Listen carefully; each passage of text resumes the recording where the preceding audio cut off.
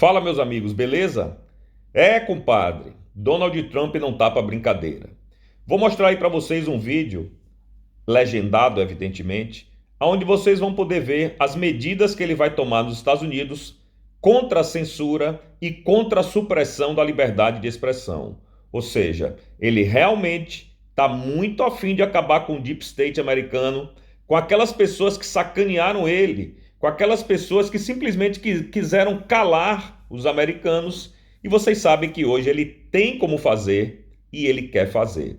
Só vou dar um exemplo: o beijamão das Big Techs lá em Mar-a-Lago, na casa de campo de Trump, onde todos os donos de Big Tech foram lá pedir arrego a ele, dizer: não, pelo amor de Deus, não me prenda, a gente vai se comportar. Vamos mudar as métricas, vamos mudar os algoritmos, não vamos mais perseguir a direita em nossas redes sociais. Pois é, meu amigo, eu acho que, inclusive, fica aí um recado subliminar, e tem gente que nem diz que é subliminar, diz que é um recado direto para certas autoridades da banânia, aonde se acham acima da lei e da Constituição e que o bicho vai pegar. Vocês viram que ontem o Wall Street Journal publicou um artigo dizendo que Trump poderá retaliar o Brasil porque a PGR não deixou Bolsonaro ir para os Estados Unidos. Enfim, o jogo está apenas começando. Prepare a sua pipoca, se abolete aí na sua poltrona, porque você vai ver o circo pegar fogo. E vou botar um print também, onde você vê a diferença da primeira foto oficial do Donald Trump,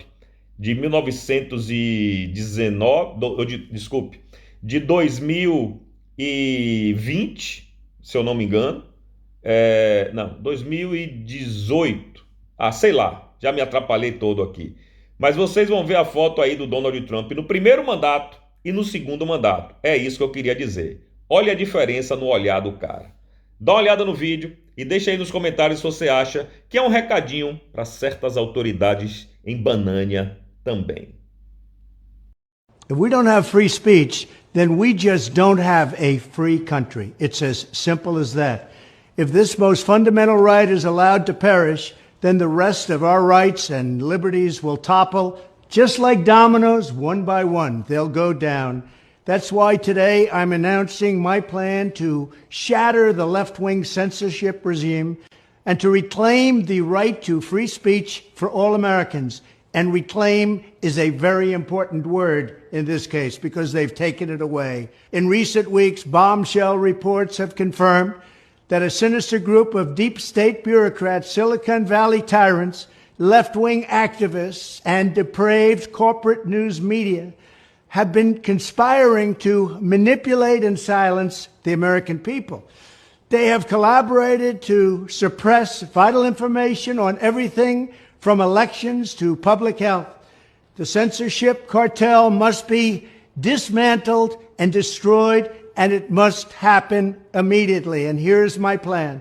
First, within hours of my inauguration, I will sign an executive order banning any federal department or agency from colluding with any organization, business, or person to censor, limit, categorize, or impede the lawful speech of American citizens.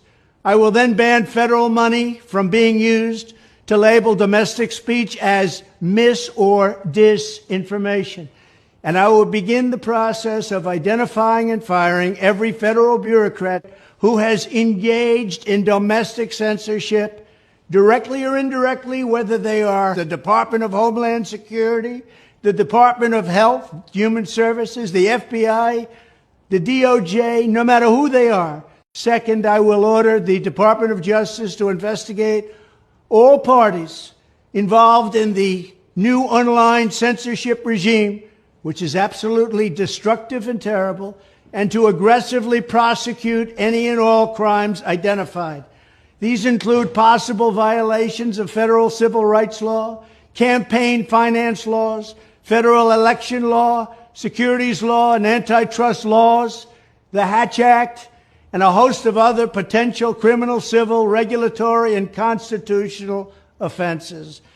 To assist in these efforts, I am urging House Republicans to immediately send preservation letters, and we have to do this right now, to the Biden administration, the Biden campaign, and every Silicon Valley tech giant, ordering them not to destroy evidence of censorship. Third, upon my inauguration as president, I will ask Congress to send a bill to my desk revising Section 230 to get big online platforms out of censorship business. From now on, digital platforms should only qualify for immunity protection under Section 230 if they meet high standards of neutrality, transparency, fairness, and non-discrimination. We should require these platforms to increase their efforts to take down unlawful content such as child exploitation and promoting terrorism, while dramatically curtailing their power to arbitrarily restrict lawful speech. Fourth, we need to break up the entire toxic censorship industry that has arisen under the false guise of tackling so-called mis- and disinformation. The federal government should immediately stop funding all nonprofits and academic programs that support this authoritarian project. If any U.S. university is discovered to have engaged in censorship activities or election interference in the past, such as flagging social media content for removal of blacklisting, those universities should lose federal research dollars and federal student loan support for a period of 5 years and maybe more.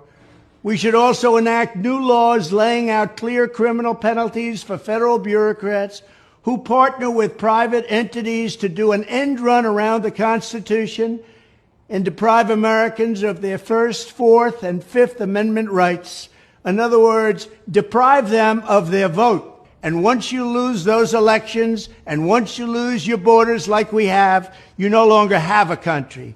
Furthermore, to confront the problems of major platforms being infiltrated by legions of former deep staters and intelligence officials, there should be a 7-year cooling-off period before any employee of the FBI, CIA, NSA, DNI, DHS, or DOD is allowed to take a job at a company possessing vast quantities of U.S. user data. Fifth, the time has finally come for Congress to pass a digital Bill of Rights.